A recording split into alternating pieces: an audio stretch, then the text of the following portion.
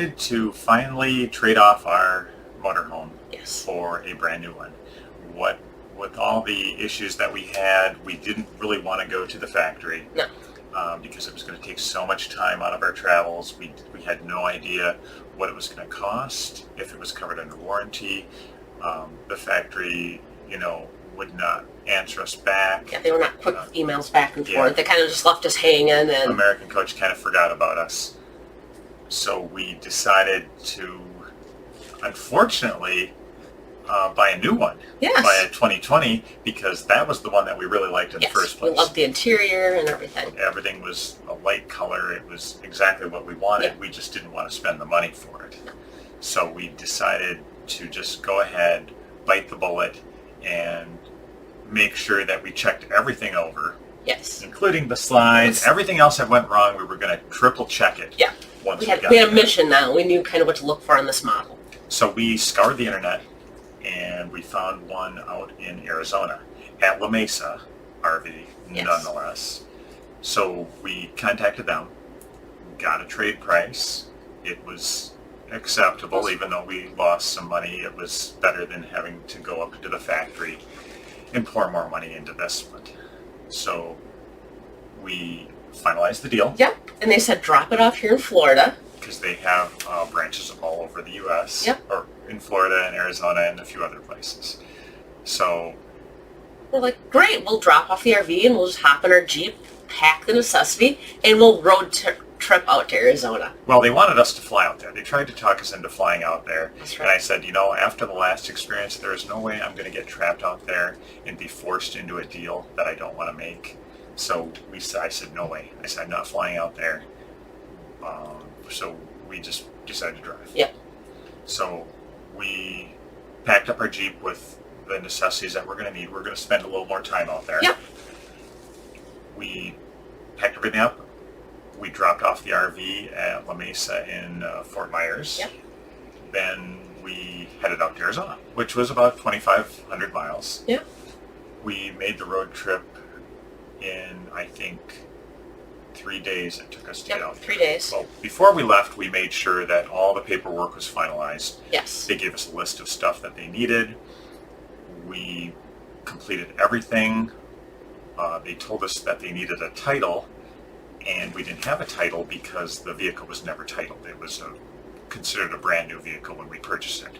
We didn't have to register it yet in Florida because our registration in Arizona was not expired. It was good for 90 days. Yep, 90 days. So we waited because we didn't know if we were going to trade it off or what. So we just decided not to register it right away, leave the registration in Arizona. So there's no title for the vehicle. And of course I told them that, and there was no real response to it. They said, fine, everything's good. We transferred all the money, paid for it in full, and we made sure that all the paperwork was double-checked, triple-checked. They installed, I think, a tow bar. They installed a wine guard system and things like that. And we said, all right, let's pack what we need. Let's spend a couple weeks out there and let's go. So we headed on the road trip out there. Nothing of consequence happened on the road trip. It was actually a pretty nice drive. It was a nice drive. So we spent 3 days and didn't hear from them in the 3 days at all. No. So we said, good, everything's good. We were kind of excited to get the new Get coach. a new one. And before we left, we had put all of our other stuff in storage. Which is a pain. We were just going to come back, pick everything up, and then reload the RV again once we got back into Florida. Yeah. So we're driving for 3 days. We just get to the Arizona border. Yes. And they call your phone. The guy called. Yeah, you I answered it, and he's like, "Hi, I'm just. I know you guys are picking up the RV tomorrow." I'm like, "Yep, we're almost there. We're so excited." And he wants to know if we want this microban spray protection thing. I'm like, "No, we don't want any of that. No, it doesn't really do anything." And then he asked, "Do you have the title?" I'm like, "Well, we sent everything to you. Mike sent all the stuff to you. I don't know what else. There's nothing else that we have." So he goes, "Oh, well, we really need the title." I'm like, "Well, as Mike explained in the email, we don't have a title because it was never titled before. But it's sitting in the dealership in Florida. Maybe talk to them to see if they know anything more." And of course, then they said fine. So we just got over the border into Arizona. Yep. And we immediately stopped. And I Yep. said, oh, this is not going good. Nope. So I said, let's pull into a gas station and let's wait this out before we drive anymore. I mean, we were 3 hours from Yeah, we were 3 hours La Mesa. from La Mesa. We were 3 hours away. And so we pulled into the gas station. We sat there for probably, what, 2.5 hours? 2.5 hours. We sat there waiting for them to call back. So they call me back, and the guy gets on the phone with me and says, well, we need a title. He said, we can't trade this. You think we can just trade this? And the guy was just a total jerk. Oh, he was. Just a jerk. And I explained to him the situation, and I said, hey, you know what? This was all supposed to be taken care of. Why wasn't this taken care of, 4 days ago when I sent you the payment and everything was all done? And he said, he went on this whole rant about, how we can't be driving this without a registration. And I was trying to explain to him that it was already registered. It's already in Arizona. registered. And he said, well, why don't you just call Florida and register it and get a title? I said, well, you can't do that because everything's shut down because of the virus. You have to actually physically travel to the tax collector in Florida, register it in person, and get the title. I said, I'm not driving back to Florida to get the title. No, there's no way. And he says, well, I don't know what to tell you. And I said, well, I know what to tell you. I said, you can just cancel the deal. You can send me my money back, and we're turning around and we're driving right back to Florida. Yep. And I said, there's 100 dealers out there. We're not going to go through this again. I said, we've been through this once. Yep. We said one wrong thing and we're done. So the guy got, all angry, and I was pretty mad too. But it was like, so didn't hear a word about it. So we turned around, we drove back. We got to Dallas, I think. Yep. And that was the next day, yes, or 2 days later. A day later. And one of the managers called and asked you what had happened. Yeah. And you I just said, hey, they're asking for this title, and we said we don't have a title. It was registered in Arizona. You guys are in Arizona. Call the Arizona DMV. And I was like, well, did you contact Florida and see if they can figure out anything on their end? I mean, we know nothing about how the DMV operates. We're not professional car salesmen or anything. So it's like, you guys deal with the DMV every day selling your stuff. Why don't you guys look into it? And he's like, oh. And it kind of just, he's like, well, yeah, you'll just have to go back to Florida and he figure it all out. He said that he was going to check into it and get back to us, remember? Yeah, he said he was going to check into it and he'd give us a call back. Never heard from him again.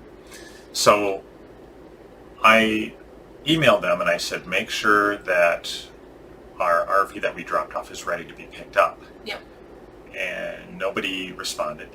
So you called them and they said that it's too bad because they had already sold it. Oh, we're sorry, we already sold it. Well, that's too bad. You'll have to unsell the sale. Yeah. So we didn't know when we were on the way back if we were going to get that RV back or what was going to happen. We figured we'd hear something. Didn't hear a word. Nothing. So that Monday morning, I think we got back on a Sunday. We went down there Monday morning to pick it up. The salesman comes in and he says, oh yeah, I heard your bad experience. So what happened anyway? He said, the guys out in Phoenix told me that you didn't want to pay the sales tax, so you canceled the deal. And I said, what? I said, that has nothing to do with that. No. I said, that we didn't have a title for it because it was never titled, and they wouldn't sell it to us. They wouldn't trade us without a title. Yeah. And I said, so we didn't have any, we had to cancel. We didn't have any. He goes, oh, well, okay, well, sorry it didn't work out for you. And so we go to pick up our RV. We get in it, and the first thing I see is like 1,000 ants. Ants were everywhere. And then I smelled like this horrible smell. Yes. And so I'm looking around, I'm like, what is that smell? So I open up the microwave, and there's a bowl with some vegetables in it that we had cooked before we dropped it off and completely forgot about it. So that had been sitting there for like a week and a half, rotting. Oh yeah. Nobody knew it. I mean, the thing was on the showroom floor. Yeah. Being sold, and they got this horrible smell in here. They got ants everywhere. There's a dent in one of the doors outside. Yep. But by that time, I was just like, you know what? And on the way back, on the drive back, we cracked the windshield on our Jeep. It had 3 rock chips that finally cracked, so we had to get that replaced. But we were so irritated by the whole thing. We just wanted our our RV because we were going to go and just, I guess we decided at that point we just take it up to the factory. Might as well just go to the factory and get it done. Yep. So we jumped in it and got it all loaded up. Yep. We spent a few days trying to fix some things. Yeah, and rearranging stuff and rearranging things, and then we decided we finally, American Coach finally got back to us. Yes. And we're just like, Johnny on the spot. Yeah. Johnny on the spot. Welcome to see you in 10 days. We're like, holy crap, we got to get moving. I think our appointment was the 21st of July. Yep. Which, okay, so we said fine.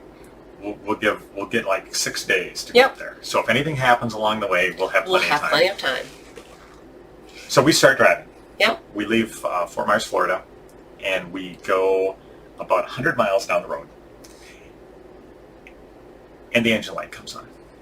Yep. And about 5 miles later, the low depth fluid light comes on. Yep. So we've got 2 engine lights coming on. So, of course, you call the emergency roadside assistance for Freightliner. For Freightliner. Emergency roadside, emergency, by the way. Right. Yeah. And so I call, and they're like, well, no one can take your call right now. Would you like to leave a message? I'm like, well, I guess, So I leave a message. And what about 4 hours later, they finally, or 5 hours later? No, it was about 4 hours 4 hours later, they finally call me back, and they're like, oh, what's the problem? So I go through all this thing, and we had all the error codes all written down. Wrote everything down. And so they're trying to give us hints in troubleshooting. So we get all this thing, so it's all this list of things we can try.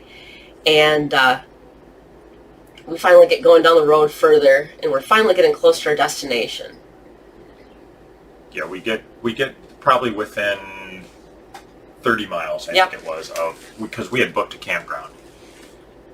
And I just said, I'm not turning around. I'm not going back to the Freightliner dealer back in Florida because it'll ruin our whole. We won't make it up to the factory in time. So I said, let's just drive and see if maybe it's just an error and it's not going to do anything. Yeah, because he gave us those tips to try and reset it. He said, yeah, you can do this when you get there. And I said, fine, let's just keep driving until something really bad happens. Well, when the low depth fluid light comes on, it reduces your power by about, I'm thinking about 50% because it didn't have a whole lot of power. No. Well, 30 miles from our destination here, the red light comes on. Oh yes, the no-no and light. it says very low depth fluid. All of a sudden, the power drops to about 25%. Yes. And so we're driving, not knowing if we're going to make it. No, we're both praying. We got 30 miles, and it's ticking down.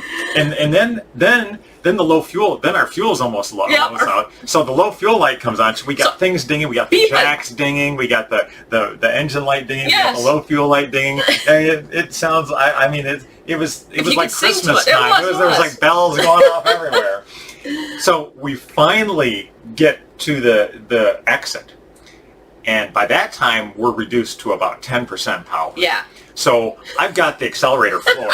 And there's people, there's old people in walkers passing us as we're going, just trying to chug along to this RV resort. Yes. And we didn't know if we stopped it, if the engine was just going to quit or what. Yeah, so we couldn't even try and get gas or anything. Yeah, so we said we're not going anywhere. We're going to get to our spot, get to a plug-in, and just go from there. So we get to the plug-in. Yep. And we pull it in and we turn it off, and fortunately we made it. Yep. So we're here. So we said, okay, well, this time it was 4:30 in the afternoon. Yep. So we call the emergency roadside assistance back again. Yep. And that time we didn't get a response. Oh, we didn't get a response. Yeah, I called, and once again, all our agents are busy. Please leave a message. And I'm like, okay. And of course, after 5 o'clock, I'm sure they all go home. So your emergency roadside assistance through Freightliner is pretty much worthless if it's after 5 o'clock. So you just basically sit on the side of the road, apparently. Yeah.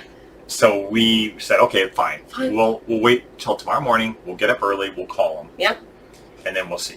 So we got up early. Yep. You called the emergency assistant. What they said, leave a message. Leave a message. 7 o'clock or 8 o'clock in the morning. So I'm like, fine, I'll leave a message. You called the regular Freightliner. Yep. Which was leave a message. Leave a message. You called Cummins. Yep, I called Cummins. Which I think you guys got through to Cummins, and I went through the whole thing. And they said, it's a Freightliner issue. Freightliner issue. Call Freightliner. Call Freightliner. Fine. We have Good Sam's roadside assistance. Yes. And we called some Freightliner dealers around to see what they said. They said, well, you're going to have it towed in because you don't want to. You're not. You don't want to chance it. Yeah, you're not going to do it. So they gave us some numbers for some tow companies. And I said, well, it's under warranty So I really don't want to pay for a tow if I don't have No. to. I said, well, let's call our Good Sam's Elite Roadside Yes, Assistance again. Elite Plus even. Yeah. So called them up. And actually you got through. I got through which right is away. Which is a first for that. I mean, so I get through, and they don't really want to tow you if they don't have to. I mean, that is their last. They won't thing. tow you. They won't tow you unless they absolutely have Yes. to. Yeah. So she's like, "Are you alongside the road?" I'm like, "No, we're in an RV spot because we made it." And she's like, "Well, we can send out a mobile RV tech to you." I'm like, "Oh, sure, why not? Maybe there's just something he can reset. Great." I'm like, "So that's all covered underneath my Good Sam's policy?" "Oh no, the service call is, but any parts, labor, and time the person spends there, that's all up to you." I'm like, "Well, good as I could have done that." I mean, yeah. So basically, the roadside assistance is they send a guy out and they pay his $35 whatever call. yeah, and you pay the rest. And then you pay the rest. So it's not really roadside. I mean, we could have done that ourselves. Yeah, that's we not. could have called around and found somebody, and paid a service call, and a big deal. I mean. Yeah. For the amount we paid for the roadside assistance exactly. every year. So basically we couldn't get towed through them. No. So finally Freightliner called back. Yep, I got a good guy at Freightliner, and he got me all set up He actually called around to different Freightliners around. to see who could get us in fastest and who had capability to work on our size of a RV. Now the one problem, and they set up the towing and everything. We said, well, you know what? It's Thursday. Yeah. We don't want it towed in on Friday because it'll just sit there for the weekend. We might as well be staying in it. Yeah. And so just, set it up for Monday morning. Set the towing up for Monday morning. So the tow guy called you, set everything up. Yep. Now, the only problem we have with this, I mean, that's fine. We can take it to Freightliners throughout the country every 300 miles. If it keeps breaking down on us, that's no problem. But none of them, or very few of them, have refrigerator hookups. So they don't have plug-ins. So we can't So plug it in. basically, all of our food is, we have to throw away all of our refrigerated food because every time it's all going to go bad every time we have to take it to this. And apparently, this exhaust fluid problem, well, it's happened twice now within 300 miles. Yeah, 300 miles. So, and we've, so apparently this is going to happen over and over frequently. again. So we're going to keep recording it, of course, and sharing it with our viewers. Exactly. Because that's the fun thing. That's the fun thing to make. You can see why we are irritated. What else We're can still we trying do? to travel. So we lost our appointment at the factory. Yes. We had to extend that out a month now. So now we have to wait until August to go up there. So we figure that if we inch our way up there and go 50 miles a day and stop at every Freightliner dealer along the way, we might make it on in time. a month. We might make it in a month. Who knows? Who knows? But it's either that or we trade it off. But unfortunately, with the COVID-19 right now, no one's making new coaches. All the RVs are sold out. Yeah, there's just not a lot out there. If we want something, otherwise we just go trade it off. Yeah, and that would be the end of it. Yep. But the American Coach actually has been getting back to me now, which is really strange. Really strange and surprising. Every time I email them, they're emailing me back right away. And so I don't know what's going on, but whoever helped us out, thank you. we're gonna find out when we get up there. I mean, yeah. So we're going to continue on. Once we get towed, we'll make another video of that. Yeah, we'll make another video of that. And then we'll figure it out from we'll there. We'll update you once we get it into the factory or into the Freightliner. Yeah, and we'll decide what we're going to do. Yeah. So thanks for watching this episode, and Yeah. Stay tuned for more. Yep, see ya.